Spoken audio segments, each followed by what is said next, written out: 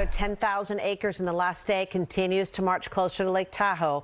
Look at that. Look at that smoke. It's just blowing into the area, and it's made it hazardous to breathe, practically choking off the Tahoe tourism industry.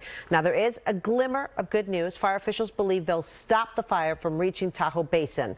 But not everyone shares that optimism. NBC Barrie's Thom Jensen joins us live today from South Lake Tahoe. And Tom, we look behind you and we can barely see anything. Yeah, that's right, Jess. It's a whiteout, isn't it? You can't even see where the smoke ends and the water begins here on Lake Tahoe. And the fire officials and city officials here may be a little less optimistic now about the movement of that Caldor Fire. Late this afternoon, the Lake Tahoe Visitors Authority issued a warning to visitors to stay away, actually telling the tourists who still plan to come to Tahoe to stay away until further notice. That was after talking to fire officials and law enforcement officials here in the Tahoe area. They have been saying, though, like you said, that they believe they can keep that fire, the Caldor Fire, out of the Tahoe Basin. But we did talk to a wildfire analyst who is less optimistic. He said he believes it could make its way to the basin even within a week, and he doesn't want people to get flat-footed if they do get, if they have to evacuate.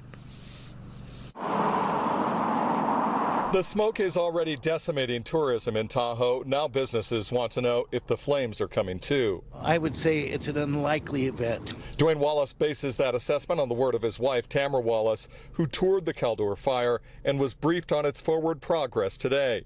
CAL FIRE's director and the people who are currently managing the fire say they're fairly confident the flames won't reach the Tahoe Basin. But a wildfire analyst who has been tracking and mapping fires here for more than 20 years is not as optimistic. I don't think that the fire is going to be at the Tahoe Basin tomorrow or maybe even the next day, but I think it's not impossible that it could be there in a week. Zeke Lunder says considering the current wind direction and the reality of what is on the ground in its path, the Caldor Fire is primed to make a march into Tahoe if the conditions are right. With the dryness of the fuels and the fuel loading and the fact that these areas haven't had fire for over 100 years, that's kind of setting the stage for the fire to continue to spread. South Tahoe's Chamber CEO agrees with Lunder about one thing: being ready to get out is a good idea.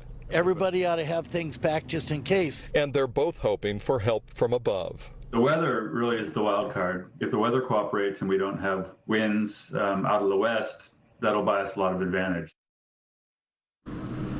Hoping that wind will switch back to the west. That, of course, that would mean that the smoke might blow into the Bay Area. They just desperately need relief here, though. The chamber also telling people, as they tell them that they need to, to stay away till further notice, they're asking them to please come back and remember Tahoe in their plans in September and October, hoping to recoup some of the lost tourism money that's so important in August that they normally have to get in August to survive September and October. We're live in South Lake Tahoe. Thom Jensen, NBC Bay Area News. Yeah, businesses definitely need the business. Thank you so much, Tom.